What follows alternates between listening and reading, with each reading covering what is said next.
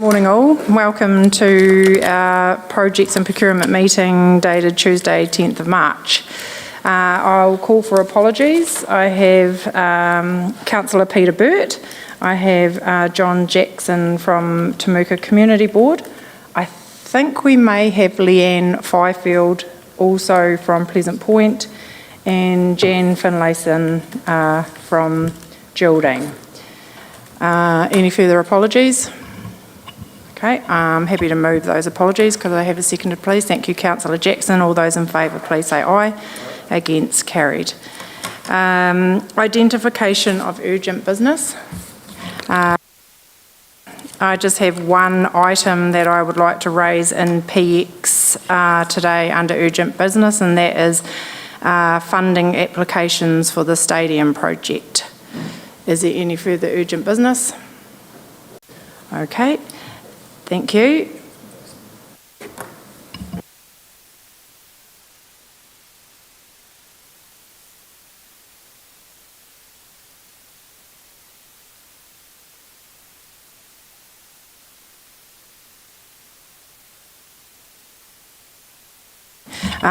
Identification of matters of minor nature. None, thank you. Okay, declarations of conflicts of interest. Any today? No? Okay, wonderful. Okay, confirmation of minutes. Those minutes are from the 10th of February. If they're all in order, I'm happy to move those. Could I have a seconder, please? Thank you, Mayor Nigel. All those in favour, please say aye. Against, carried. Okay, moving to reports. Action register update. We only have a few there, didn't we? So the first one on there is the tenders and procurement, and that report with regards to understanding from the tender process to close out of report. So that is going to be presented to us by Rosie today. So I think that the recommendation is for that to be closed, and I would support that from the information we've received. Okay, and then obviously the full and final report for the Agantire House Gallery project. I know that the team is working on that, and that is due to come to us on the 14th of April. So there's only two on there, which is great. So we will receive and note the updates to the action register. Could I have a mover, please? Thank you, Councillor Jackson. A seconder, please. Thank you, Councillor Piddington. All those in favour, please say aye. Against, carried. Thank you. Okay, we move to report 6.2, Infrastructure Capital Program Delivery Update. So I welcome Rosie. Thank you.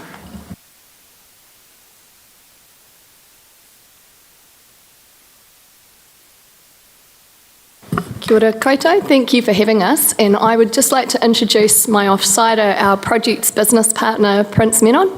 Prince is incredibly humble, but he has put hours and hours into collating this information for you manually, building relationships with our project managers and with the finance team, and he's brought a huge amount of rigour to the process. So if you have technical questions, I will defer to our expert Prince here. Thank you. Thank you. So this report, obviously taken as read, it highlights some of the limitations in the data set that we have at the moment when we come to present to you about how we are managing our projects. And that lack of transparency or gaps in what we've collected comes from the fact that the information is being collected inconsistently, stored inconsistently. Not necessarily badly. You have some excellent project managers using some excellent systems on their own computers, or for example, you've got a lot of information in the roading asset management system. So the data gaps doesn't necessarily mean that quality data is not sitting there just out of our reach. So we expect that the reports we bring you will improve rapidly as we get to that. It also highlights two dependencies that we are really mindful of and would like to draw your attention to. One is the opportunity to have consistently one-to-one finance codes or flexible codes so that we can, with an authority, find any project and exactly what's happening with it. The fact that we don't have that to date doesn't rest at any individual or any group's door. It's that there's been that lack of a team with a remit to sort of work out what would the appropriate process be to set that up and what are the parameters going. So everybody knows it needs to happen. The second one is just the dependency with altitude, and Sam's going to provide you with a separate report on that. But what we don't want to do as the PMO is come in guns blazing and create a second source of truth that doesn't integrate with that project. So that's slowing us down a bit. So with those caveats or dependencies in mind, we'd love your questions. And also, because there's a lot of manual work involved in getting this information for you at the moment, any insights into what information is most useful for you and how you want to use it, because we don't want to collect any detail that you don't need, and we also don't want to miss anything you do need. So looking forward to your feedback. Thanks, Rosie. It was quite interesting. One of my concerns is we've got 209 projects. 63 are deferred, on hold or under review. So that means 30% of the projects aren't going anywhere. So can you give me an overview of why that is? Because that seems an enormous number of projects under those categories. Question similar, and to add to that, is there a value to that? So reasons for deferral, and yeah, what's the dollar value? I had a similar. Sorry, I'm just writing down your question so I don't forget it while I'm answering. So the reasons for the deferral, Prince, I know in some cases you've got comments against individual projects. Would you like to comment on any broad themes there? So currently, what we have done is basically trying to identify what all projects we have got deferred. We haven't got the exact reason for all the projects, but there are some of the projects which have got no budget allocated to it, or it has been deferred due to an dependency on another project which is happening at the moment. So these are the things which we have identified at the moment. Going forward, I believe we'll have to improve the process of how we are tracking these things and how we should be focusing on getting this in a better way, in format of reporting. Yeah, I think it speaks to one of our data gaps, because we haven't collected the risk information or the issues or the lessons learned about the projects. As and when we have that information, we'll be able to tell you exactly why a given project that has happened. But what we can do for our next report is make sure that anything that has a deferral or a cancellation or an on hold, that we just capture that in the. Oh, sorry, and in terms of the value, we can do the same. We can give you a total figure, and what we can look for from our GMs as well as whether that's been allocated to other projects or whether those projects came through with no budget and what the real variance is. So we can have that for our next report. I suppose that too will understand the carry forwards as well. Thank you. The other thing, I get the dual coding and how complex it is. I was a bit worried the earliest solution would be 26-27, but that's not confirmed. So what do we need to do to move this forward so we actually get some good intel? So we have meetings scheduled with our partners in the finance group who are doing everything in their power, but I don't want to commit other people until I've had a positive confirmation from everyone that this will work.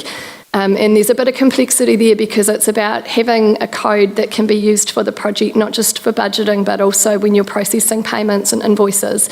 And at the moment, and I will just see if our CFO has any comments, but at the moment we've obviously got multiple systems we use as well. So what the functionality of each one is, we don't want to create an administrative nightmare. I wonder if Andrea wants to comment there. It's also about understanding how the work orders can be better utilised within authority. So as part of the altitude upgrade, that is one of the processes that we're actually going to follow from start to finish to see where we can actually do the better reporting, because obviously authority has a work order system, so it's understanding how those work orders could then be used as a source of truth for all of the expenditure flowing through. I've got a follow-up question to that, because I thought what would be really interesting to understand, Rosie and Prince, for this project committee group is how a project, so when it goes into, say, an annual plan and it's approved and as such, and some of them will be quite high level concepts, so costings, some will be very detailed, I'm sure. So when they get to that stage and they go into the annual plan as a project to go forward, from there, business cases are developed, full costings, I would like to think. And then my question is, then does it come back to the CEO or someone to actually be approved? So then it's approved because it's fully costed, and it's either going to be tendered or it's going to follow the procurement process. And then when it's approved, does it then get allocated a project ID? So then it goes up into the finance system as a project.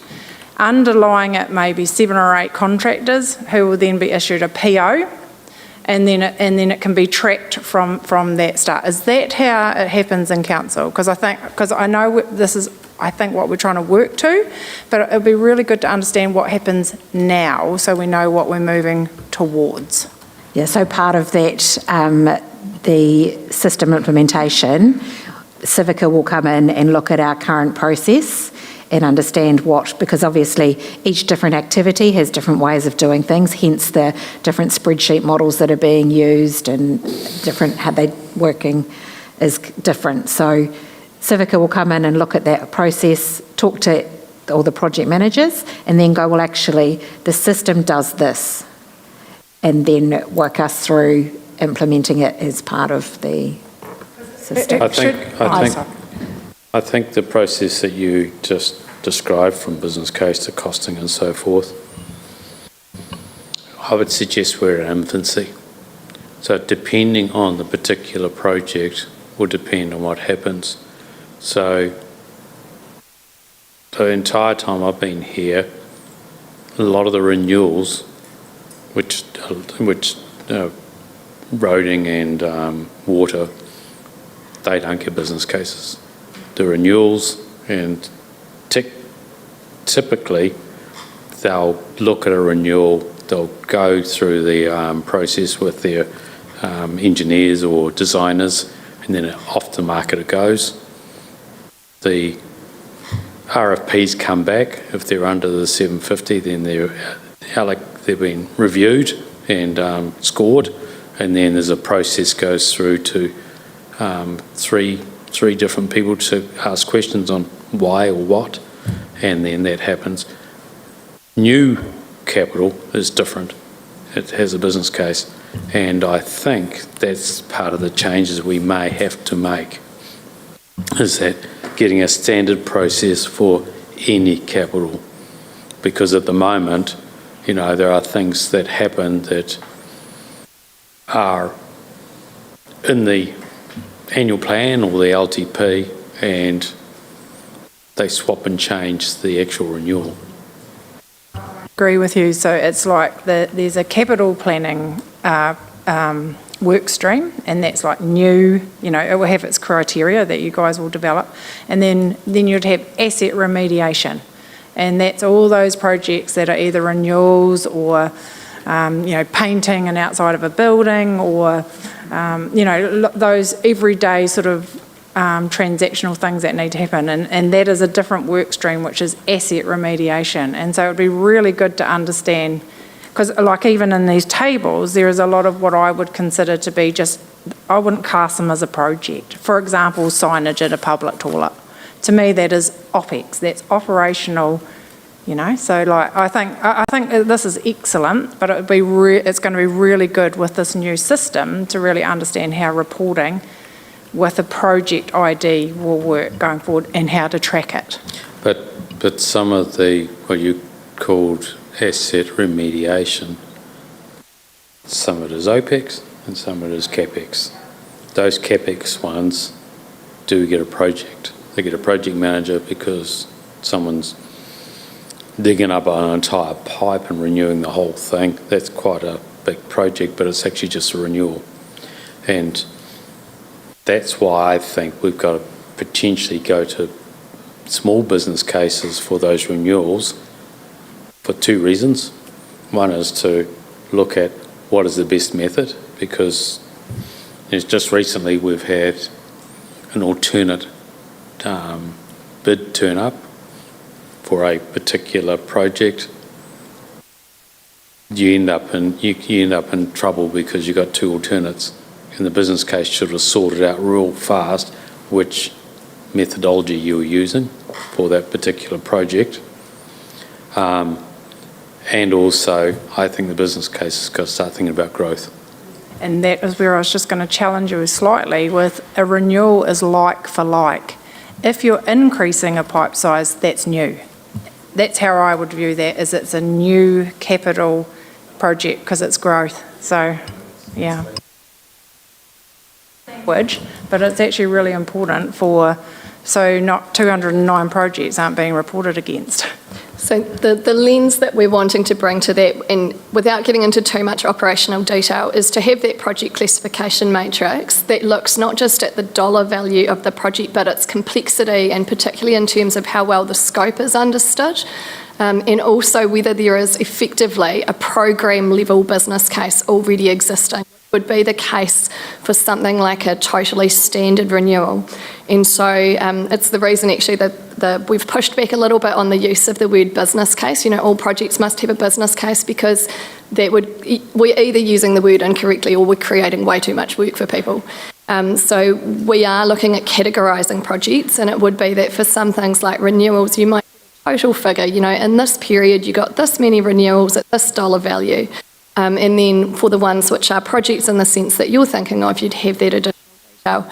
Just coming back to the financial approvals, so there is a draft finance approval template that's been developed in which we want to discuss with the finance group that would provide that second catch, as you're saying, Councillor Scott. So it's been approved in the budget, but before the spend occurs, what is checked? So we're meeting with the finance group to talk about how we can make sure that that approval template, or whatever form it evolves into, is embedded in our processes.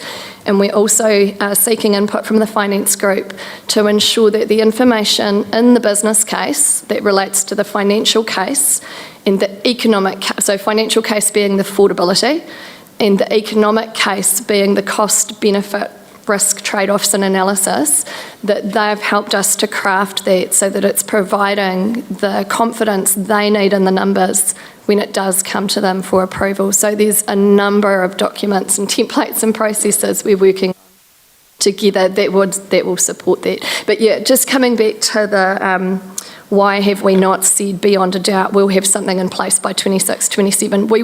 We'll have something agreed by 26-27, and we'll let you know in our next report exactly what that is. Yeah.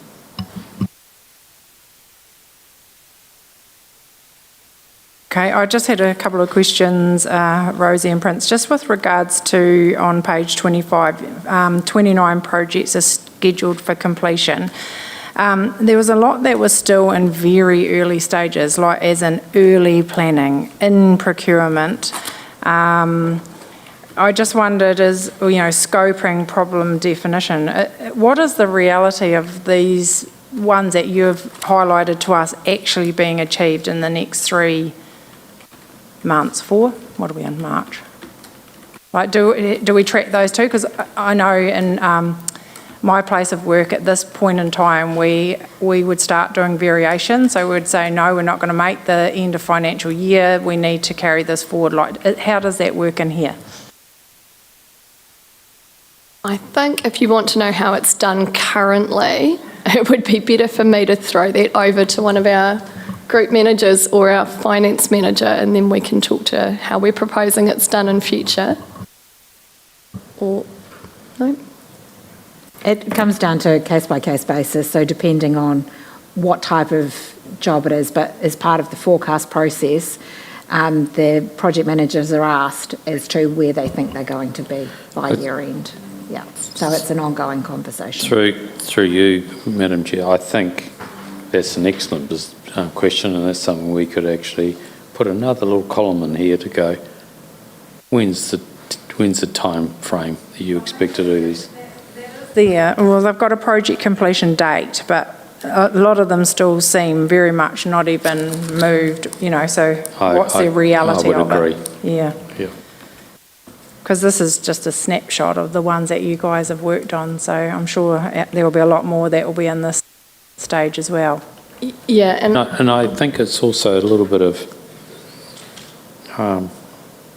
there still needs to be a bit of maturity in thinking about the process to get a capital project completed in terms of, the design, the planning, the RFP, and sometimes we are still far too ambitious at setting, this is the deadline, and you know when you look at it, you haven't got enough time. Yeah.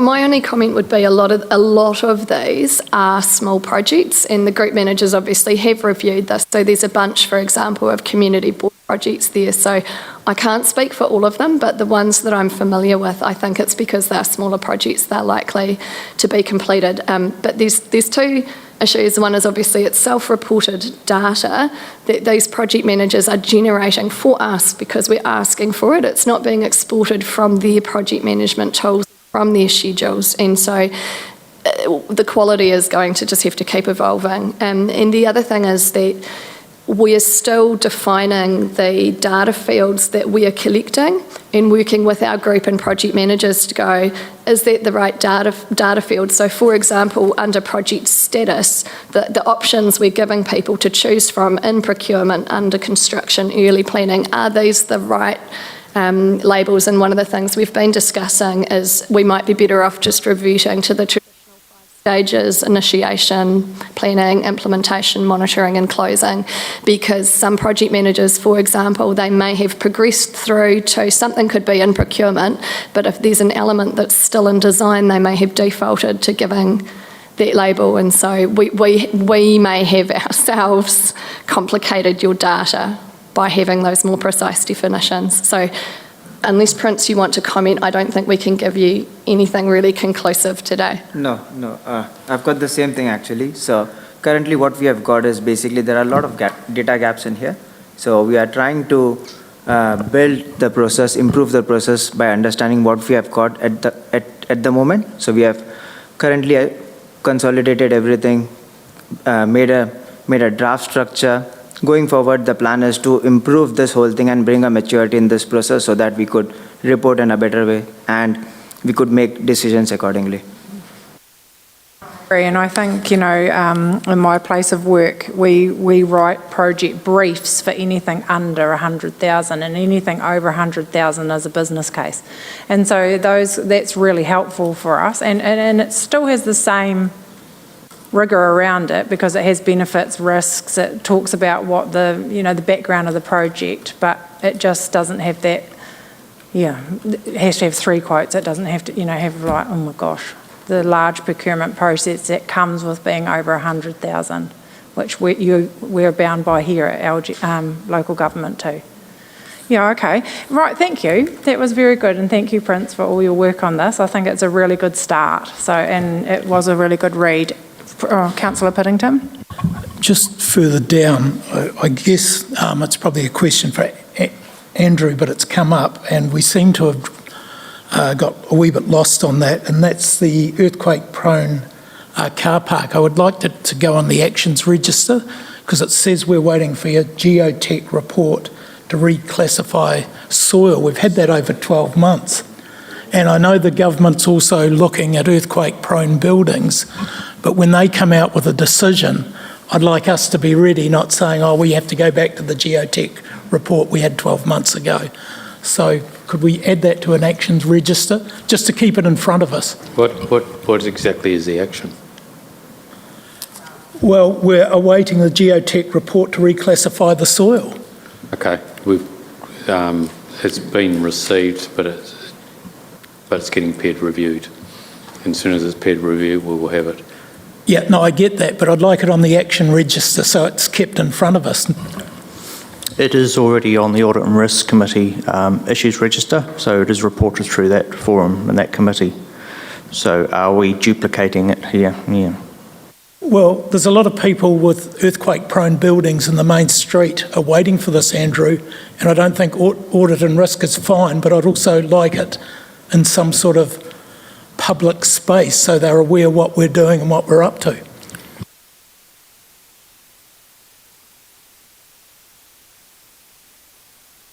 We have got some reports. They're the process of organising peer review. One of the challenges we have is we are dealing with professional opinions, and it is quite complex. And making sure that the data is reasonably robust. At the end of the day, when someone does structural engineer does a seismic assessment, they are still making their own assessment of the soil conditions. So we're not going to get an exact answer. What we can do is provide data that can inform those decisions a lot better and hopefully sway them to a better soil class.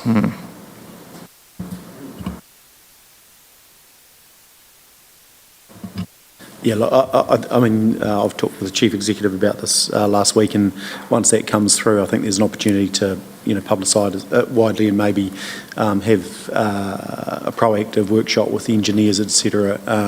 On that. Getting slightly off track though, but the question is around reporting, and I don't think it's the same information that's going to feed into audit and risk, so it's just sending it two directions. It shouldn't be overly onerous for it to come here, so it's got some, so it's an action item I wouldn't have thought. And just send it two ways, yeah.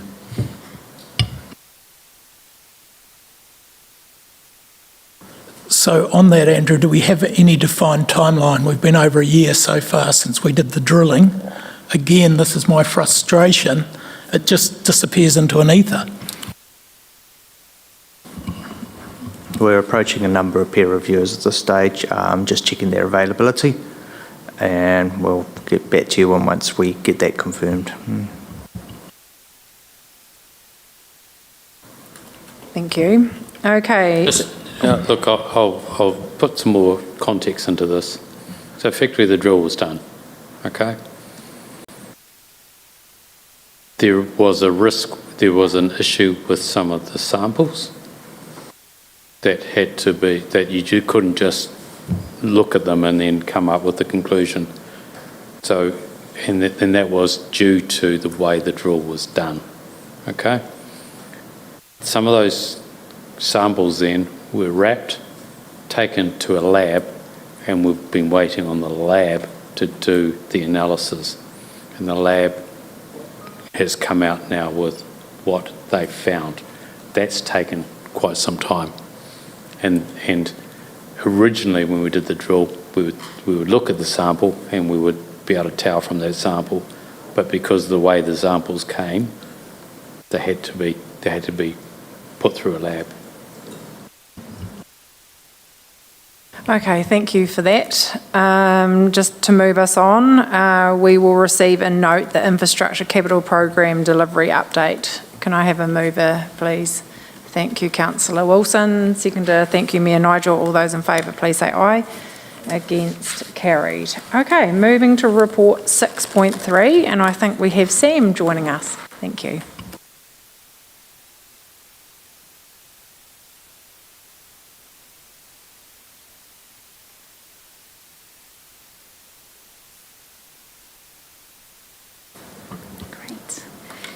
Thank you. Kia ora. This report provides an overview on the status of the project. Preparation work is in progress to support the upcoming rollout. This includes working through the prerequisites and Civica to confirm timelines. It is anticipated that the baseline finish date for this project will be December 2027. Thank you.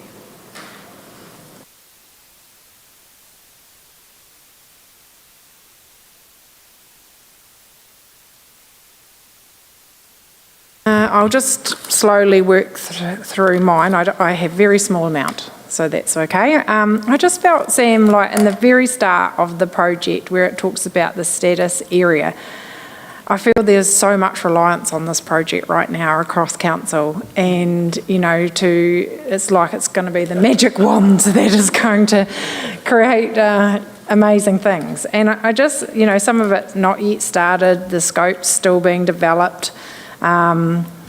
Schedule status, project has not yet, I just wondered if you could just give us a high-level overview of like the project team. Obviously, audit and risk is very much aware of this project, which I am part of, but I'm aware that it's only me and Nigel and myself, and Councillor Wilson who's on that. So I just wondered if you could just give us a wee update on your next steps, like how are we progressing this to the start line? Do you know that yet? Okay, nice. Thank you. Through you, Madam Chair. So with regards to the team, we've got finance involved in that team. We've also got our IT development team and various other team members. When we get to user testing and also workshops and so forth, we'll be bringing other teams in just to have a say and have a look at the processes that we're currently doing. Oh, apologies. Sorry. There we go, that's better. Thank you. So with regards to the team, we currently have incorporated finance. We also have other team members from IT, like our development team. We've also got other teams that will integrate, for example, building and land transport, all those other teams that we'll bring into the project. Civica are also going to do a business process review, almost like a health check, just to check that we've actually got the right settings on and so forth, just to make sure that everything is correct in the system before rollout. So also just looking at those processes. And in terms of next steps, we're currently working with Civica, just formalising what those timelines are. We're looking to start doing some of the prerequisites now between April and June, and then commence build with Altitude in July for Altitude upgrade to go live in November, and then start with the other phases because it is broken down into different phases. In the report, it has got the planned activities for the next period, and what I suppose was missing is what is this period? Is it 6 weeks? Is it 8 weeks? Because it's quite detailed, which is great. Like finalise and confirm agreed project timeline, document and distribute the confirmed milestones. That's really good what you've written there. I just wondered, it doesn't actually say what that period is.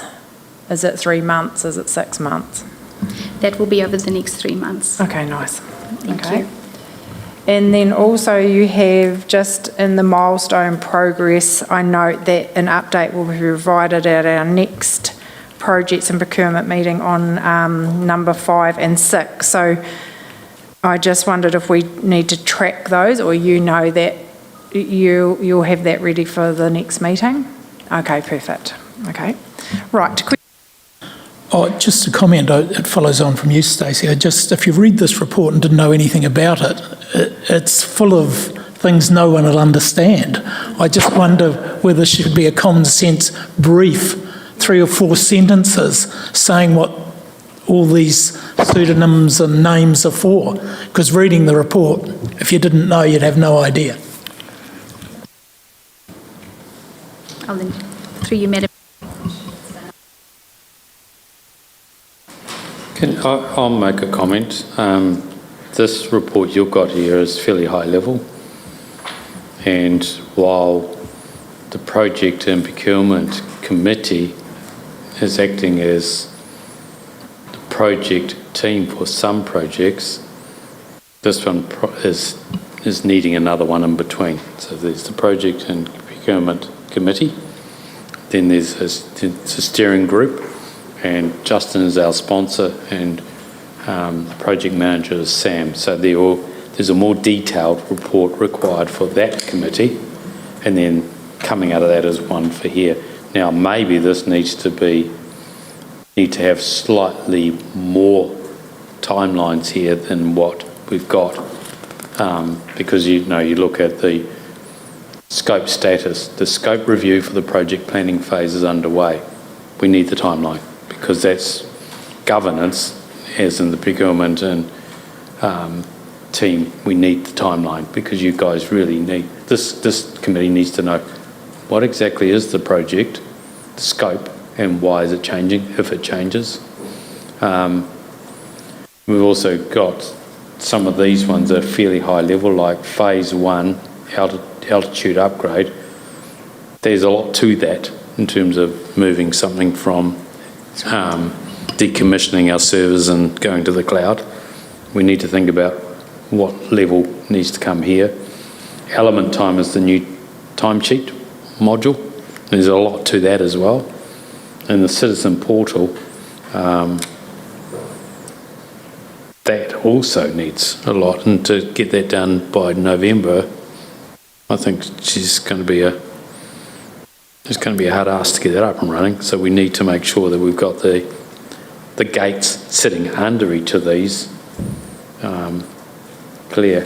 While they're all called phase one, there's actually 3 parts to that phase one, and there are 3 distinct parts to it that I can see. Migrating to the cloud, putting the new time sheeting processes up, and getting our citizen portal, which is the front end for people to come into our customer services to start using it for various transactions. So maybe we've just got to go just slightly one step lower to give you guys a lot more confidence of what's going on. I think that's what I was gently trying to say to Sam before. Is just a little bit more detail would be awesome. Yeah. Thank you. We'll do that.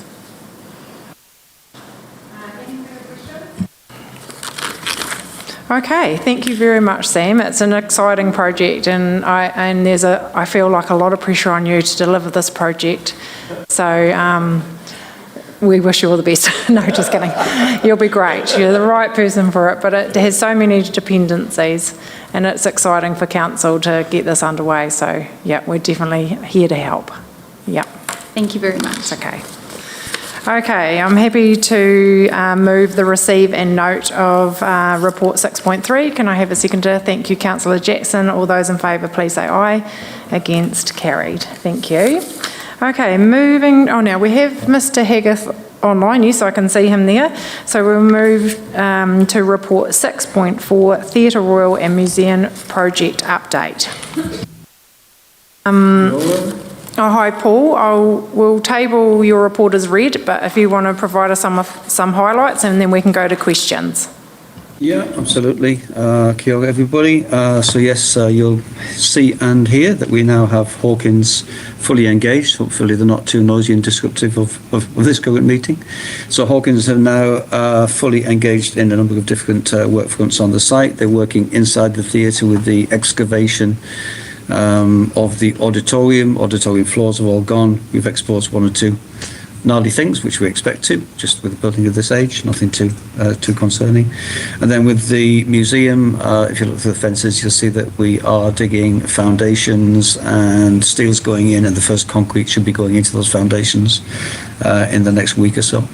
By the end of this month, you should see some vertical construction going up, first of the precast panels, so that's pretty exciting. No health and safety incidents to report, which is good. So I do apologise that we seem to have lost a few different bullet points here. Everything's lumped into bullet point 4, but I'll separate it out as we go. So Paul Smith Earth Moving have completed their civil works contract, so just completing the closeout documentation for that. So that's all within budget, which is good. We have made a further drawdown request to NBIE for our MB funding, which was triggered by the commencement of the contract. That was a further $3 million, which actually rolled in 3 milestones together, so we were ahead of schedule on that. I haven't heard from finance if we've actually received that funding yet. If we haven't, it'll be any day now, and that means that we will have drawn down 11.37 million of the 11.6 funding that we have, which just leaves 230,000 to be drawn down at completion. So MB, we continue to have monthly meetings with MB, and they're very happy with the progress and where contract is sitting. Takes us into procurement. So Hawkins has engaged Simon Bartlett, who's a local construction manager. So that's really great to see. Simon started yesterday on site. Not entirely sure yet if he'll be looking after the theatre or the museum. Hawkins construction manager Paul O'Connor had a bit of an off-site mishap, managed to slip and broke a few ribs, so we're just sort of backfilling the resources until Paul gets back on his feet again. So hopefully he's back soon. And in terms of procurement of subcontractors and suppliers, we've supplied a list there of who's been engaged to date. That list has extended by 2 or 3 items or 2 or 3 suppliers since the publication of this, and you can see there's a good local presence there. So local contractors and suppliers being Paul Smith Earth Moving, Etty Electrical, Foley's Plumbing. We've got Structex, Vantis, 360 Degrees, and there's 2 or 3 others which I won't name now just in case I compromise Hawkins' final negotiation, but they are certainly following through on the commitment to afford lots of opportunities to local suppliers, which is really good to see. Attached to this paper, and again, I'm not quite sure why it happened, that there's a museum fit-out programme which isn't really part of this report, but hey, more than happy to answer questions on it. I think that just got attached in error, but you can see from that the museum fit-out is gathering momentum as well as the parallel project. Great. Happy to take any questions. Thank you, Paul. I did think that was a lot of detail on the museum, so that it may have been a little bit of a mistake being included, but great to see that such great progress is on the museum. My only question is, and it's probably not a question for you, Paul, but I just wondered if there was an update on how the museum fundraising is going and if those guys are having good success, because I know that feeds into this project significantly, so I don't know if there's an update on that. Yeah. I just saw Philip's actually in the, okay. I was going to say the crowd, but it's not really the crowd, in the chamber. He can help inform us. Yes, we have sound. Kia ora. So the South Canterbury Museum Development Trust has been undertaking further fundraising. It currently is developing a number of significant grant applications to local or national bodies, as well as carrying out small-scale fundraising endeavours, which have included sales, activities, public talks, and so forth. Hey Paul, can you put your thing on mute while the trucks are going past? Thank you. So at the present point, the trust itself holds in its accounts just over $500,000, which is added to the existing bequest funding held in trust by the Timaru District Council. So we're at about a $1.3 million figure with a target figure of $2 million. Excellent. Thank you so much for that update. I will hand it, Councillor Piddington. Just on that, there doesn't seem any, enthusiasm outside for the theatre fundraising. Are we doing anything internally that might attract funding to the theatre?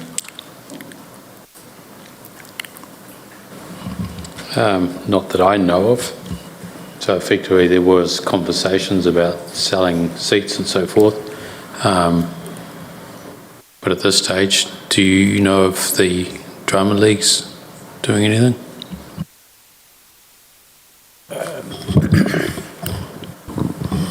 At this stage, I don't know of anything that's actually been done. One of the challenges is been trying to get the performing arts community together. It's not a body like the museum development. But that's the first thing, and the second thing is that it's 7 years since there was a Theatre Royal that could be used, and so a number of those groups have dissipated. I did approach the the theatre, Friends of the Theatre, and that was reported on before Christmas, and as far as I'm aware, nothing has sort of come off that. So that them taking on a role as part of that fundraising. Sorry, and just to come back to the Drama League.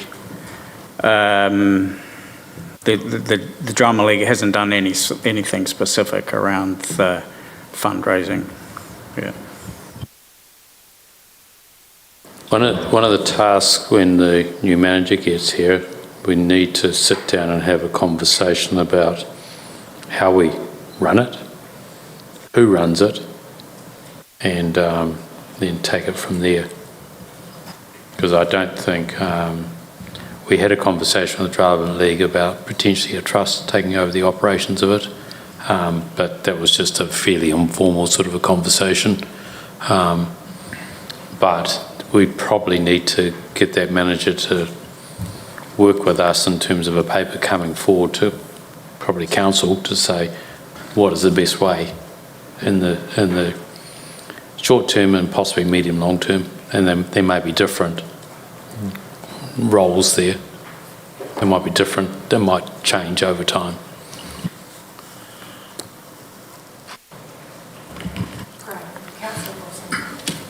Thank you, Mr. Chairman. I think it's been encouraging seeing the fundraising that's taken place around other projects that we've got going at the moment. I'm encouraged by the update on the museum. They're well on track, and also there's a very active fundraising group for the stadium which are beavering away, and I think it's fantastic that the public are getting in behind these projects. I just found it a little bit disappointing to hear that the theatre people are not looking at coming forward with any funding, excuse me, and the reason I'm disappointed is that I was in this chamber when the vote was taken in July last year to move ahead with this project, and submitters undertook at that meeting that there would be raising a $2 million fundraise. So, you know, that was all put out there before the vote was taken. I'm not saying it would have made a difference. I'm just saying that commitment was given. I'm a bit disappointed to hear that that is not happening now. $2 million's a bit of money. Councillor Piddington, do you have a question? Not with that, but moving on. Just on the Theatre Royal Museum and the stadium projects, it's to Paul Haggarth. I just wonder, because I know we're going behind closed doors for some of it, whether we can just have within your reports that we're on track time-wise and monetary-wise, and there haven't been any requests for major variations that might affect the project or the funding, just to give people a taste of how we're going, because it's kind of missing in the report. Yeah, absolutely, Councillor. It's in the detailed reports in the PSG, the monthly reports that I've submitted for the PX session. But yeah, categorically we're fine. We're on programme, on budget. There's nothing leaping out, and be assured that if anything does, you guys will be the first to hear. And just to add to that, Paul and I did meet last week just to talk about how to refine some of these. So, and me and Nigel also raised it with me this morning as chair of this committee of how can we pull some of that out and have a more detailed report for the community. So it is definitely an action on me to try and get the right balance for this paper, for sure. Perfect, thank you. Okay, if there's no further questions to report 6.4, I am happy to move and receive a note of the Theatre Royal Museum project update. Could I have a seconder, please? Thank you, Mayor Nigel. All those in favour, please say aye. Against, carried. Thank you. Paul will now move to report 6.5, the Aorangi Stadium project update report. Okay, thank you. So the Aorangi Stadium also going well. Current status is that the seismic upgrade and strengthening works to the existing stadium are complete, as we know, because that was reopened in January to the public, and receiving good use and good feedback as well on the improvements to the lighting and just the general conditions in there. For the main stadium, the Link building, if anybody's been out and past the site lately, you'll see that that is well underway with vertical construction, precast concrete and steel work being erected for the link building, which will link the main stadium and the existing. The main stadium foundation work is underway and the first steel frames are scheduled to be lifted within about the next 3 weeks, and that's all being prefabricated in Thompson's fabrication yards, both steel and concrete. We are currently slightly behind programme due to weather. We've had 5 days of weather impediment, and as the engineer to contract, which is the contract administrator, I have granted 5 days extension of time to the contractor as is required under the terms of the contract. That grants time but does not incur additional cost, again as per the terms of the contract. And while we have granted 5 days, we're pretty confident as a team that we'll be able to pull back that time over the course of the next 12 months. Current design status, steelwork fabrication drawings are all well underway. What else to say? So program-wise, so a bit of a lag on my own report there. Budget is still fine. We're not incurring any additional costs. There's nothing untoward has come forward. And so our contingency is pretty well intact as it was last month. One thing I have included is the formal change request notice that was a result of user group discussions who asked if it would be possible to fabricate and install a dividing sliding wall in the main function suite. That's now been looked at and costed. The cost of that would be $83,000. I've put the change request forward for consideration by this committee. I wouldn't say it's not an essential part of the scope, but I guess over to this committee to decide if it's a spend that you wish to pursue. In terms Paul, of... yep, sorry. Yep. So I have reached out to Mike as well as the user group just in regards to this, to better understand not how it was missed, but the rationale around this change request. And I just wondered if Mike could sort of talk to, obviously, just the change of the building. Mike talked to me about how, the lease opportunities for offices is less, but also the function space, the opportunities that are there for this return on investment, what I call it that, but the return or that could generate a revenue stream. So I just wondered if it's a good time for Mike just to talk to that. Cool. So with regards to the user groups, the request was along the lines of, for example, a sports hosting a tournament and they want somewhere to put the tournament HQ and also somewhere for the umpires. So obviously by dividing a bigger room up into two, that solves that problem. When it comes to hireable spaces, it is quite a large room. The previous stadium in its iteration had a small meeting room. So for example, someone wants to hold an AGM for 10 people, it's highly unlikely they're going to want to hire a huge function space. And obviously it divvies it up into two, that you could do 2 bookings at once. They're probably the main reasons, but like I said, the user groups have said, look, if we've got an event, how do we, where are the spaces? Like, we've lost 4 offices in the demolition and we're only gaining 2 offices back, which one will be for TDC staff, one basketball have already requested to lease that, so that right away takes away revenue streams, and that's my biggest concern is I need to create revenue.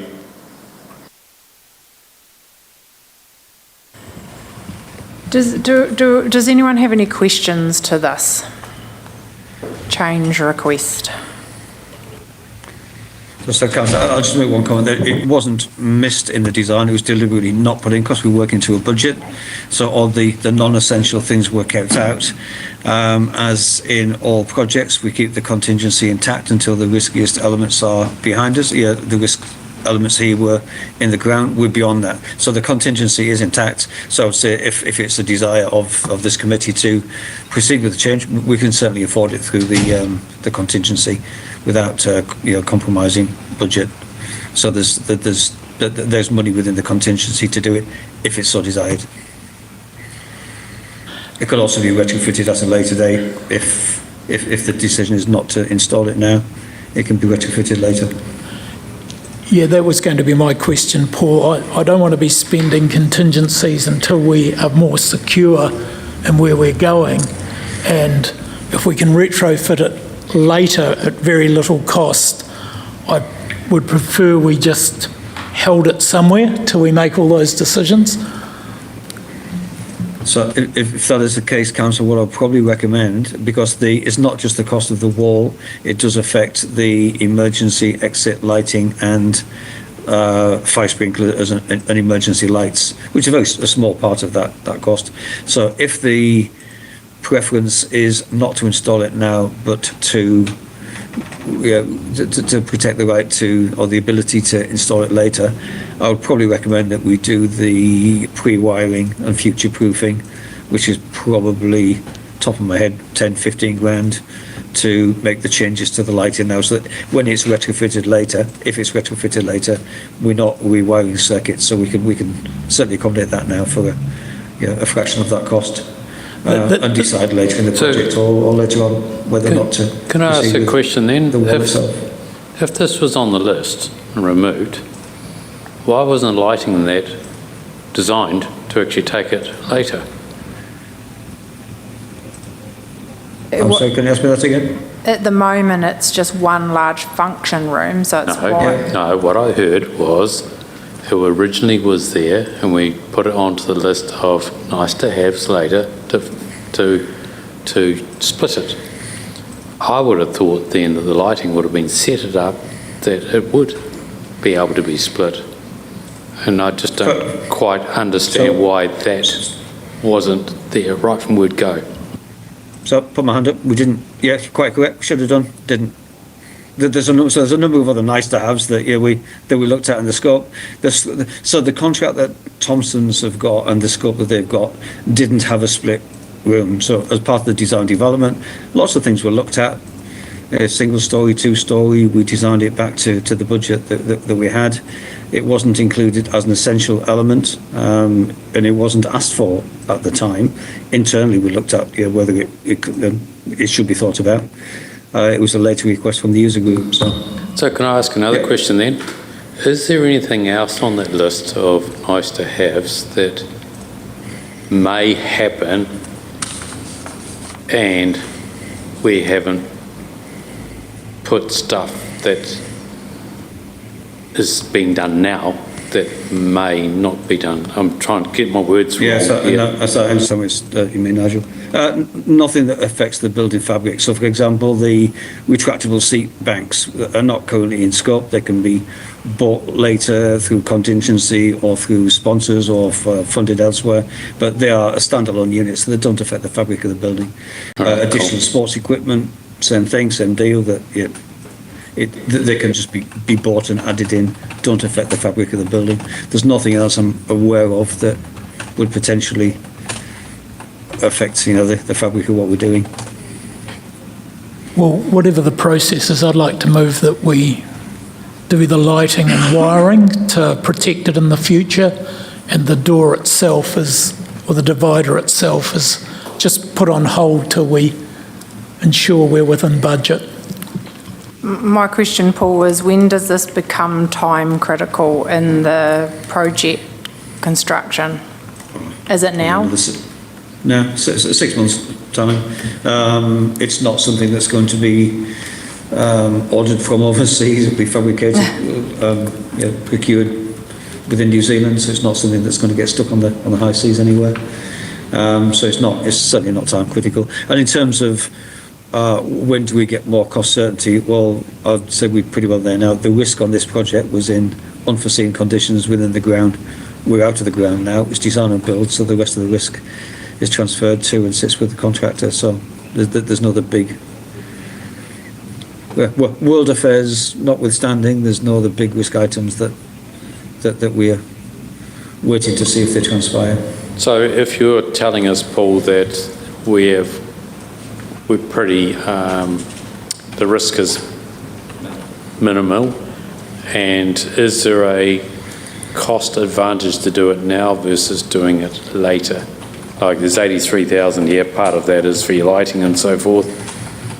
The other 60 to put the door in, will that cost us 60 more later or the same? No, not if we do it in the next 12 months, yeah, wait 2 or 3 years and inflation and everything else would to send it up. But if it's done within the duration of this contract, then the cost would not increase. I'm looking around the room and I think there is support to future-proof the space.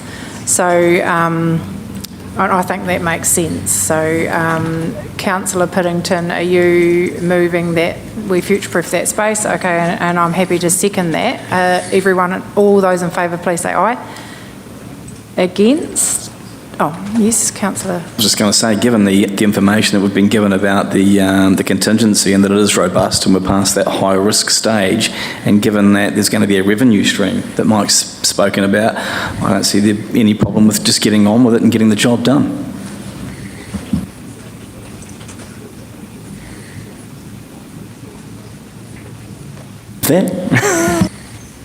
Most welcome to move that. I'm just looking for the Chief Executive to give me the aye, but he hasn't.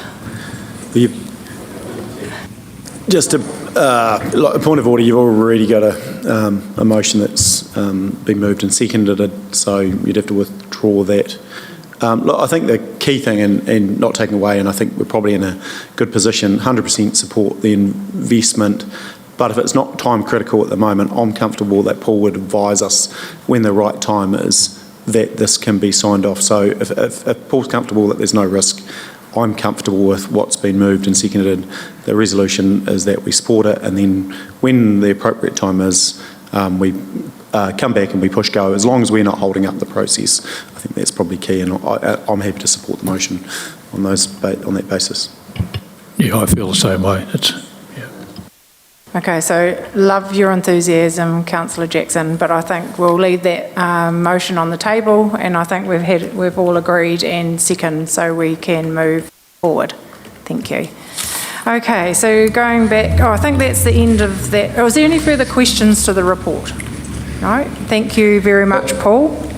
Yeah, sorry, Councillor, the last item there was item 19, which we briefly touched on there, which is the retractable seating units. So to date, they again have been deliberately kept out of scope until we know whether or not we can afford it. That's a significantly more expensive piece of kit, around $400,000, or depending on how many you want to buy. But $400,000 was the cost for that. It has been suggested and mooted that they could be potentially purchased from sponsorship or through sponsorship, and Rachel Leach of the comms team, comms manager, has volunteered to open conversations with potential sponsors to see if anybody would be willing to purchase those on our behalf in return for sticking their name on them. Again, not time critical yet. We've probably still got 4 or 5 months before they would need to be ordered. But again, I would caution that with the uncertainties around the world with shipping and everything else, we wouldn't want to leave it too late, because that stuff will be going from overseas.